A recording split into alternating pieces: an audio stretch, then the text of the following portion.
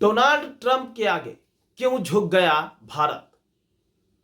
यह बड़ा सवाल है और कहीं ना कहीं इसके तार व्यापार से जुड़े हैं, क्योंकि एक समय भारत और पाकिस्तान की जंग उस स्थिति में थी जहां भारत जीत रहा था।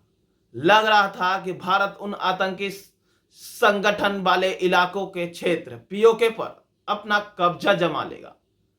लेकिन ऐसा क्या हुआ कि डोनाल्ड ट्रंप को बीच में आना पड़ा और उन्होंने इस भारत पाक के जंग पर विराम लगा दिया और डोनाल्ड ट्रंप के आदेश के कारण भारत सरकार को सीज फायर करना पड़ा।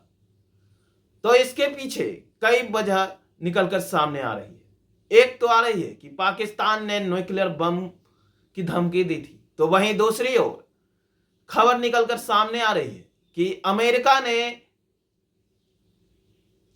कहा कि अगर यह युद्ध जारी रहा तो यह काफी विनाशकारी हो सकता है और ऐसे में अमेरिका इन दोनों देशों में व्यापार करना नहीं चाहेगा और अगर ऐसा नहीं होता है तो इन दोनों देशों की आर्थिक स्थिति पर काफी बुरा प्रभाव पड़ेगा।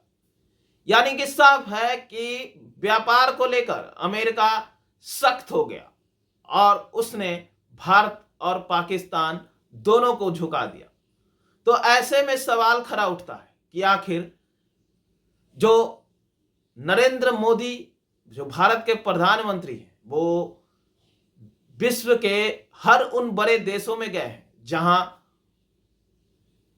उन्हें अपनी ताकत दिखानी थी। अमेरिका हो, ब्रिटेन हो, रूस हो या फिर और भी उन सभी ताकतवर देश जहां व्यापार भारत के लिए और भी सुदृढ़ हो सके। लेकिन क्या अमेरिका अभी भी इन सब क्षेत्रों में विश्व गुरु है? क्योंकि यह फैसला ने निश्चित तौर पे डोनाल्ड ट्रंप और अमेरिका को एक व्यापार के क्षेत्र में विश्व गुरु के तरफ निखार दिया है। तो वहीं भारत को एक बार फिर से अमेरिका की बात मानने को लेकर कई सवालिया निशान खड़े कर रहा है।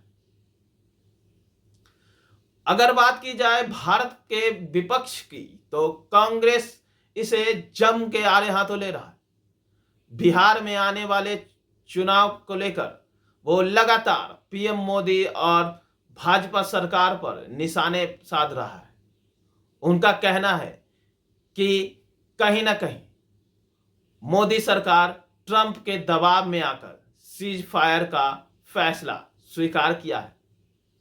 अगर ऐसा ही था तो हमने इन आक्रमणों के बीच अपने और भी सेना क्यों गंवा दी?